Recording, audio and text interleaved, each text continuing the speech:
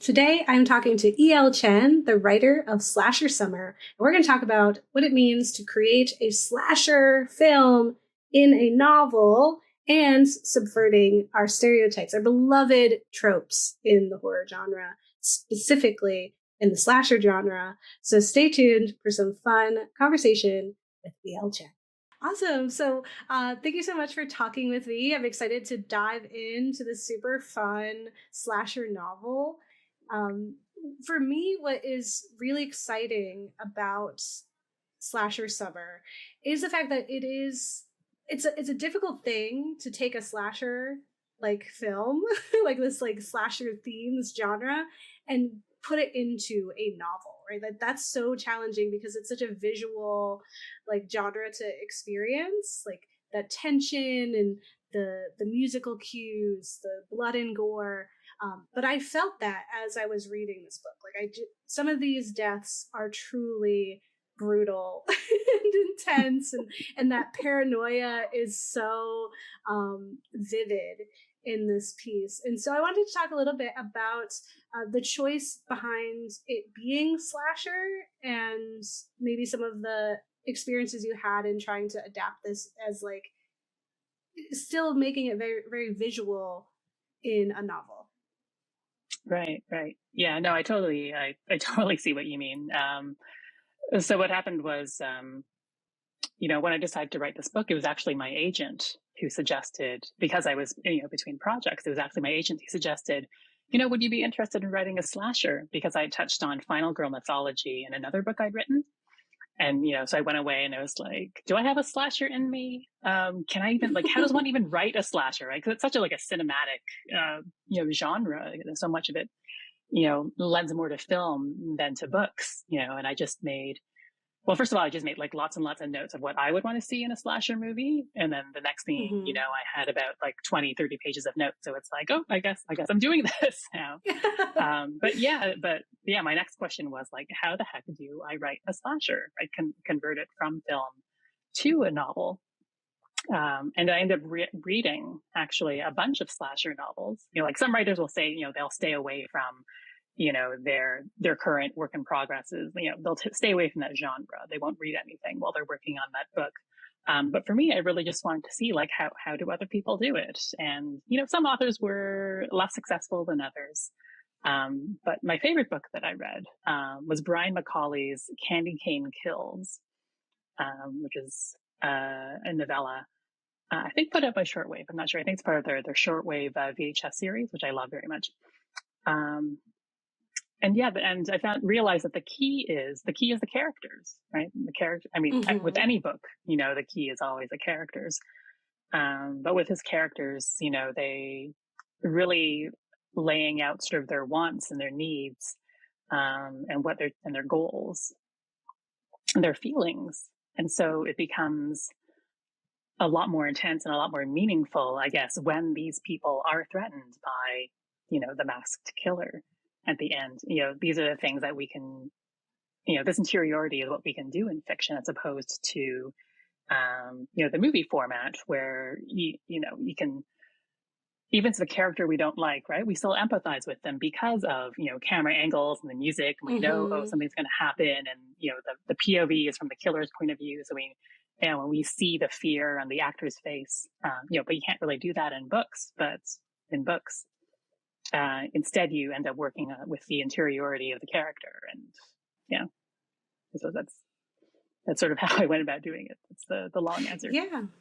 No, absolutely. I absolutely resonate with that because that is the bonus, right? That is like the benefit of reading with these characters is like we get to get into their head. We get to Mm-hmm. experience the fear and that horror like in their shoes versus like there's definitely ways to do that with a camera, right? There's like POV shots and there's ways to kind of be there in that moment, but there's still a separation with that screen. Whereas like in this book, I feel like we're in it. You drop into these characters, you get their motivations, you're screaming at them the same way you would in a film to not run up the stairs or to not think that way.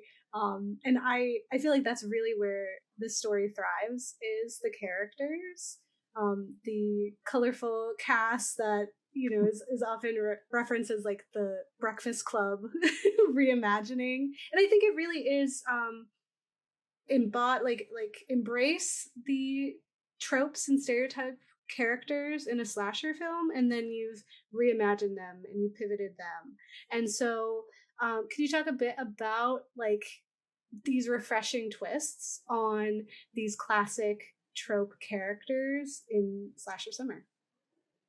Yeah, well, I mean, I think identity is always something that's in the back of my mind when I'm writing. I can't help but not think about it, being, Chinese Canadian, right? Looking like this. When you're used to people applying stereotypes to you, right? You kind of want to show people that no, like don't, you shouldn't take people at face value.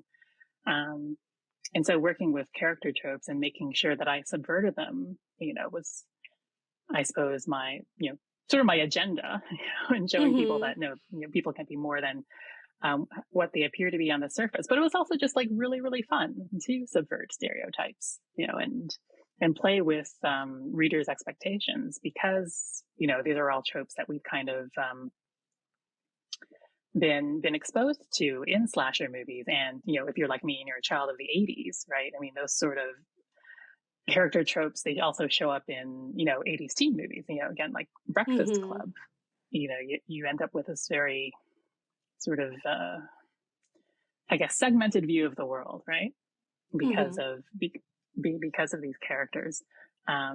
And yeah, I mean, it was just like a lot of fun to break these down and say, well, no, what if you think of it this way? And trying to give people try to give people a bit more dimension to them. And the other thing too is, because these characters all have relationships with one another, you also have to explain why why has Jason dated Tiffany for so long if she's just, the shallow cheerleader, right? Right. You have to get a little deeper than that. Yeah.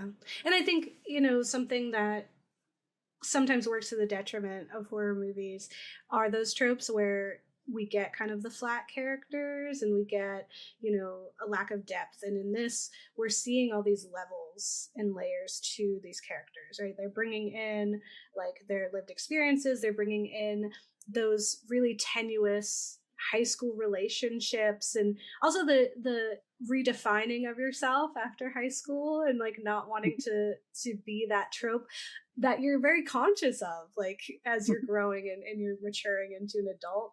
And I found like that flimsy like high school relationship and tension really helps with the suspense and fear. Like it was very believable to me that each one of these characters feels like they know each other so well, and that also they know that they don't know them so well, and that's why it's so easy for them to suspect each other.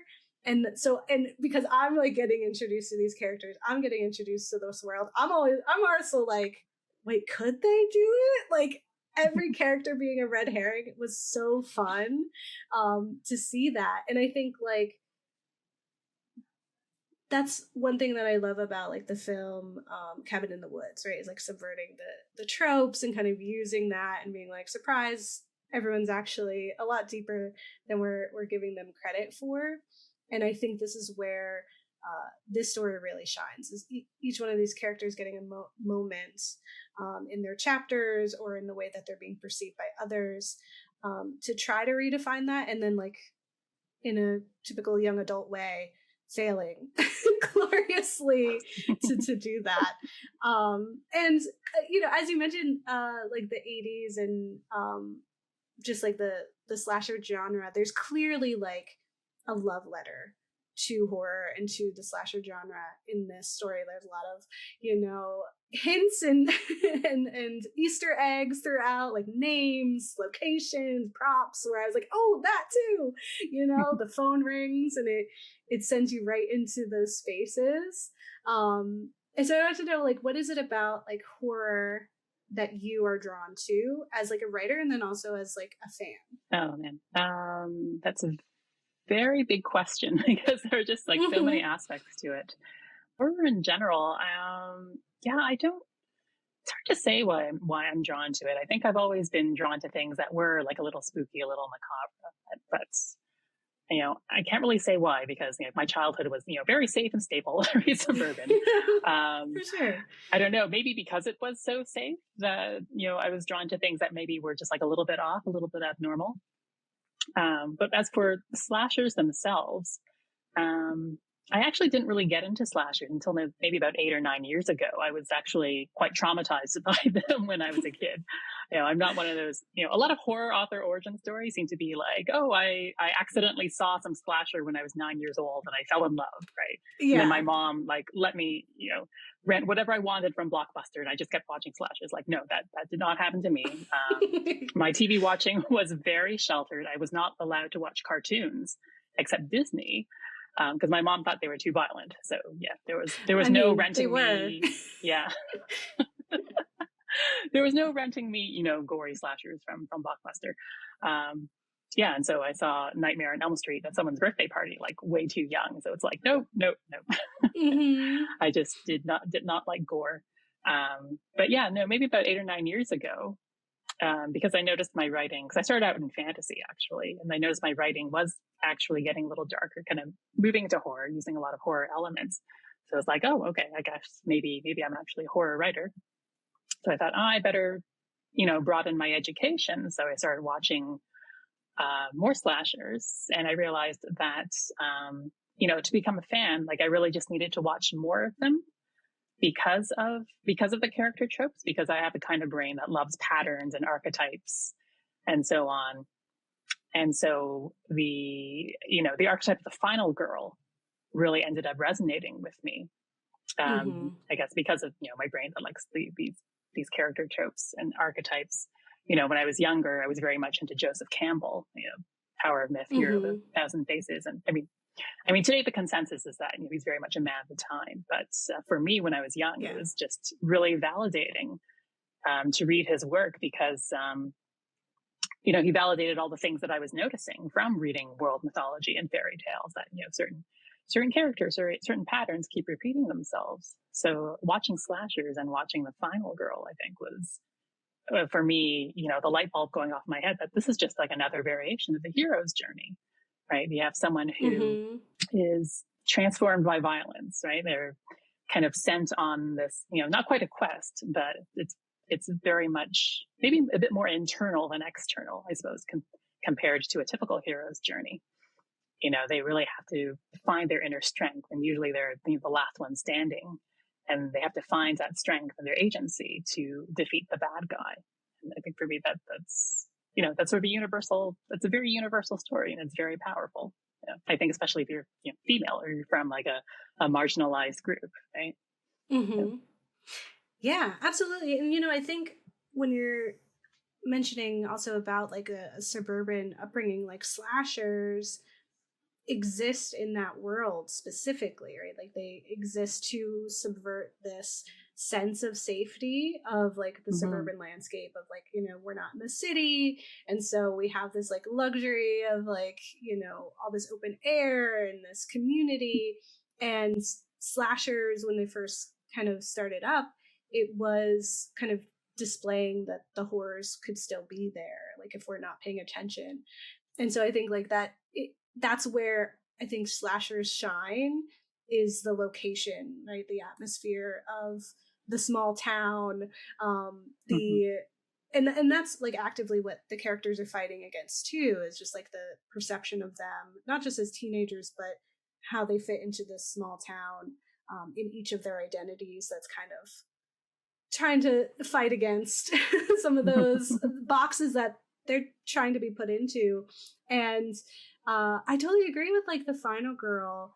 And I feel personally that like horror is one of the genres in media of all kinds where it's predominantly like our heroes tend to be women or femme folk, or queer folk. It's also a space for queer characters to sometimes get to win, whereas in others, like, they're sacrificed or they're a part of this joke. And that's a thread that's in this story as well that I really appreciated, is like this confidence and also complexity, and why I think like coming out in June is really helpful, right? As like our, focused reads, but I think we should be reading queer literature all year. Mm-hmm. But yeah, I think horror is such a space for both femme and queer heroes, and a way for them to go through that journey in some Yeah. of the most vicious ways Yeah. possible. Um, Oh, I was talking with some other horror writers. We were talking about how, in a lot of horror movies and books, the main character ends up being female, because I think it's just a more impactful story if you have a main character who's from a vulnerable part of the population, right? So that works for, anyone who's, female presenting, or, mm-hmm. from marginalized, gender or sexuality. So I think that's why I think horror is a much more powerful genre. Like the possibilities for stories are just that much wider, right? Because I think if you gender swapped it, most of the time, if you had someone male and from a dominant Mm-hmm. a dominant cultural group Yeah. as the hero, then at least by Hollywood standards, this white guy against a bad guy, that's an action movie, right? That's Yeah. just Yes. Jason Statham with a lot of guns, and there's you never really see him being afraid, right? Mm-hmm. Because I think it wouldn't be. That's not what people expect. They expect the great hero to go in guns blazing and you know and save the day and win the girl and so on. So I think Yeah. horror stories in that way provide more opportunity for marginalized groups to not necessarily, I guess, see themselves as heroic, but as finding the strength to endure and survive.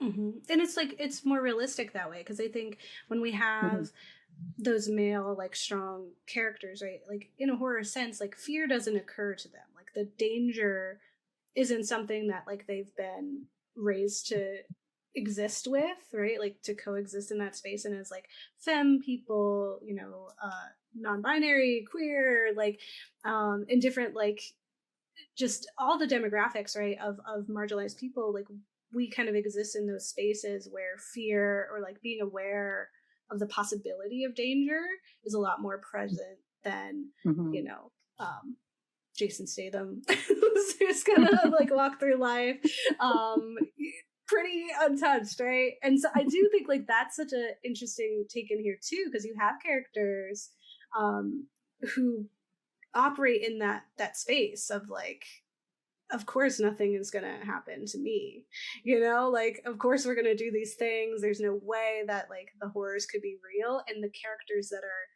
immediately suspicious are ones who have already kind of experienced those hardships and have been made aware of the possibility of danger.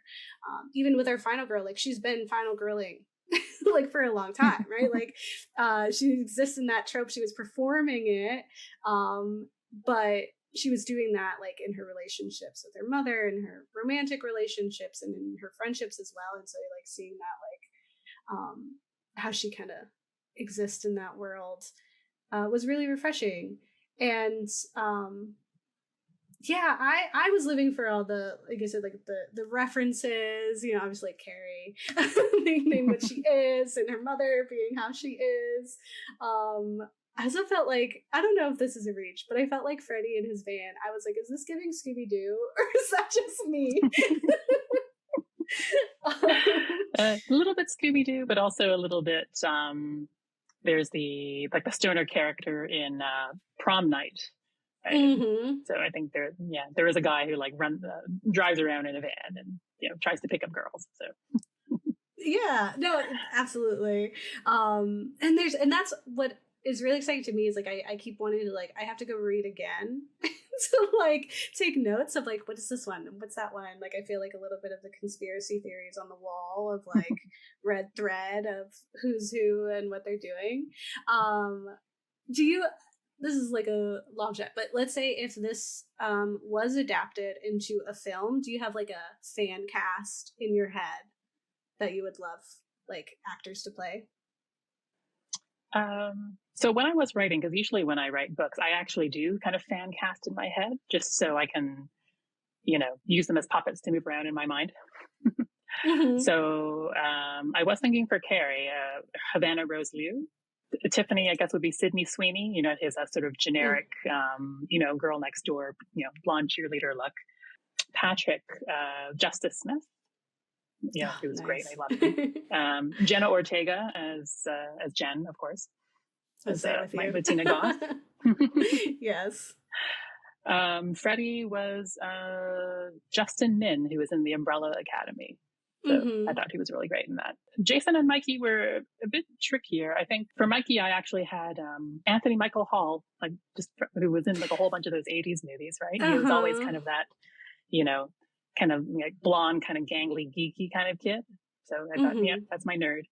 And for Jason, a Corey Monteith. So he was sort of my image for that. Someone who was sort of, a football guy, but also kind of vulnerable and had a different side to him, right? He was a bit more than people perceive him to be on the show, right? Yeah. Yeah. Oh my So God, I so love that was that. my sort of mental cast as I was writing the book. No, that's so fun. Yeah, I love that So. because like I love hearing from people when they have their different like fan casts of what they're reading, especially because I think it really informs like I I don't know if this happens to you as a reader, but like I definitely like envision very specific people in my head. And sometimes when I'm like talking to another person and they're like, yeah, it's like this, or they sound like this in my head, I'm like, that's wrong. It's like, that's not my character. We're not reading the same book. We're not having the same experience. So that's like really fun to think about. Cause I do think like it's a tricky thing adapting a slasher novel into a film. Like specifically, I think of the novel "There's Somebody in Your House" or "Somebody in Your Home," and that started as a novel and then it was adapted into a film. And I feel like the film really fudged everything. And because of those things that we were talking about, of like having to be inside of the minds and in the world of these characters, and when it's a delicate balance to do that on screen.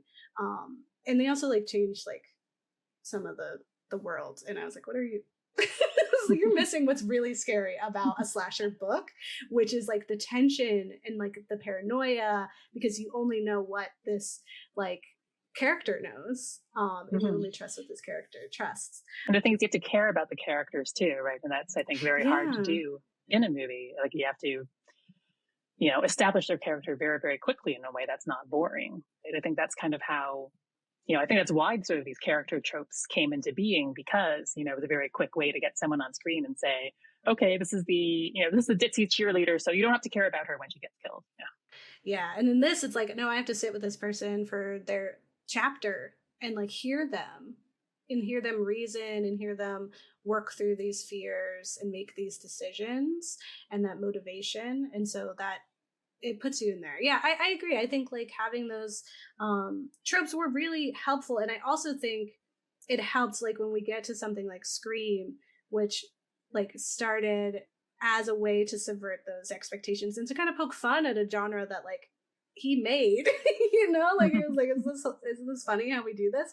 And like having that remark. And for me, like what I see in this novel and in something like Scream is an appreciation for the genre and a critique of it that can only come from someone who like loves the thing, right? Like it's something that I'm often exploring like on our show and when I'm reading things, is that I really do love and appreciate horror as a genre. I think it can do some really amazing things, like healing things, that other genres just don't get. And because I love it so much, I hold it in a higher regard. And I'm always like having bigger expectations where I'm like, okay, well, you could do this better, right? Like you owe us more than this. And that's what I felt like this was, when you're subverting these tropes and you're kind of putting us into these characters. To me, it felt very much like this is an appreciation for the genre, and you kind of being like, we could do better than this. We could have better representation on Yeah. screen and in our novels, and like give us all a chance to be the final girls, the final ghouls would at the end of the story. Yeah, no, most definitely. It's like, I love the genre, but at the same time, it's like, it's fun to poke fun at to poke fun at it too, at some of the cliches. And it's like, why do they keep running up the stairs? Like, it makes no sense. Yeah, it's like, we know, and you know.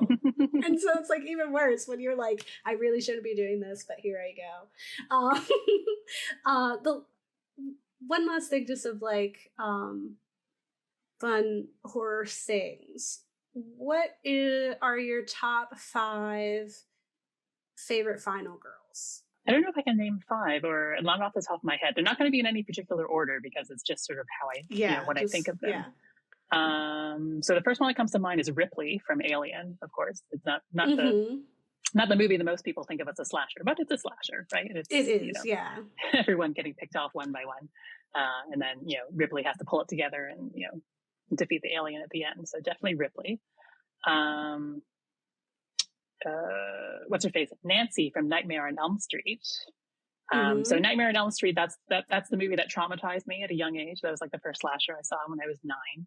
But I watched it again recently, and like, Nancy's great. Like, she's so smart. She's so proactive at the end. Like, these are things resilient. I totally missed with it. Yeah, these are things I totally missed when I was 9 years old, because I was just like, so like, fountain of blood. Yeah. But she is great. Like, she just like really holds it together, and the way she defeats Freddy is amazing. Like, it's just, like, she uses her brain. I don't know if she's my favorite final girl. This is like my favorite slasher movie. Is called The Final Girls from 2015 with Thaisa Farmiga and Malin Ackerman. And it's sort of like a modern slasher, very self-referential. Yeah, so she, Malin Ackerman was her mother, an actress, starred in a summer camp slasher, and she's pulled into the world of the movie with her friends, and it's just like really, really funny, but at the same time, it's got like a really solid emotional core to it. And so I think, for me, Thaisa Farmiga did such a good job of just, invoking the really sort of like a very emotional story of, it's like, you lost your mom, but then you see her again in this movie and you're trying to save her from the killer within it. Like that was very, I think it just made it like a lot more meaningful, right? Yeah, I'm totally blanking. I'm just gonna look up my list of like all the slashers I watched from. Yeah. I mean, there's so many, because that's like what the genre is known for. That's why I'm like always asking, because I have my own like list that I'm always updating. Because I think like a lot of my favorite slashers are the ones that are a bit more comical. So there isn't necessarily, one girl at the end. So, I mean, other movies I've really enjoyed were The Blackening, which, again, so I think good. Most of them survived. It's so good. It's ridiculous good. Totally Killer. That was another one. I think that's on Prime. But yeah, no, that one was really, really fun. Oh, that one's fun. I'd say like on my top, I always say is Grace from your neck, or from Ready or Not. Where she's like fighting the rich. Super great. Erin from You're Next, because she's like a doomsday prepper and she fights back. And I think it's like there's so many different iterations of Final Girls too, and like we call it Final Girl, but there's like a range of them. Like in a recent film, Until Dawn, which is loosely based on a video game. We argue that like the final girl is actually not the final girl that they were trying to convince us was. She's not doing any of the final girl things, and it's actually like the guy who was in love with her. We're like, that is the final girl in this film. And that's just like, I think horror is one of those genres where it can like both appreciate like the tropes and the things that make it horror, right? While also like making fun of itself, right? Like it doesn't take itself seriously sometimes, and it can take that like criticism in a really healthy and loving way that I feel like you can't always get in other spaces. And so thank you for working with me with that. But yeah, go ahead. No, I just did think of one more. I guess he's not a typical final girl because he's a final boy. The Ash from Evil Dead. Yes. Just because, I don't know. I think he's one, gender swapped final girl that kind of you don't necessarily see him being vulnerable, but he's just like so appealing and funny. And those movies are just so campy that, yeah, Yes. but somehow it works. Yeah, I love Evil Dead. I love an absurd amount of gore. Like I love blood everywhere. The blood fountain. Like yes, that's like one of my favorite subgenres of horror. It's just like the more silly, absurd amount of blood, the better. Because it's just like now we're just having fun. Like now we're not trying to traumatize people. We're actually just like goofing off. And that I will say like there's a mix of that. Like there are some deaths in here where you're just like, what? Jaw on the ground, like what is happening here? And then ones where I'm genuinely like really heartbroken. Like there's one that particularly sits with me where I'm just like, how? Like I was like, I know that this is a slasher. I know people are going to die. And I'm still like, but maybe maybe this one they don't. Like maybe this one we're okay. And then it's like I was in denial. I'm gonna be honest with you. I was in denial to like I was almost like I had like a quarter left of the book where I was like, maybe it's like a joke. It's like maybe they're just playing and they're gonna come out and be like, haha. And then it's like as it's happening, I think the first death that happens and it's like no one finds them is the one where I was like, oh, this is not a joke because there's no one here to see it. Like who would it's not a performance. It's this is real actually. And then I was like, oh no. It's like we can't take this back. So that's something that I just like really appreciated. Because you spend so much time like getting connected to these characters. You're really rooting for them. Even like the sloppy, like young adults minds that they have and like making these poor decisions. And I just felt very strongly about that, like not being certain of yourself and not being certain of these people that you spent time with. And like trusting in them. And then like you're also in a state of panic. Your prefrontal cortex isn't developed. Like there's a lot coming into play. There's like romantic tension. Everyone loves everyone, which is like such a sloppy, messy high school experience that I love as well. Yeah. And that's the thing, like they're back in their hometown, right? So it's like you revert back to your past self. Yeah. And with those people that you were, right? Like they're gonna interpret you as that. No matter how hard you were trying to reinvent yourself, you're out. It's just like you come back and that's it. You're just this person, right? Yeah, no, that's so awesome. So for folks jumping in and reading this book, is there anything that you want people to know or to think about when they go in and take a bite out of this? Not really. I think I just want people to have a good time, right? I just want people to have fun because I had so much fun writing it that like I hope people have like half as much fun reading it. Awesome. Yeah. As a reader, I was having a lot of fun. Great. I was delighted. I was like telling people. It's like, awesome. Trust me, get it. Yeah. I also have the one that's got the great like sprayed edges, super fun. VHS. Like, oh yeah, that spot gloss. Yes, aesthetic girly, you're in it. It's so good. Like I was like, oh my god, this is such a great upgrade. No, but so awesome. Thank you so much for chatting. Thank you so with much me. for having me. Yeah. Yes, and for writing this book, it's so fun. Hopefully people read it because I think it's super fun. Awesome. Well, thank you so much. Thanks for having me on.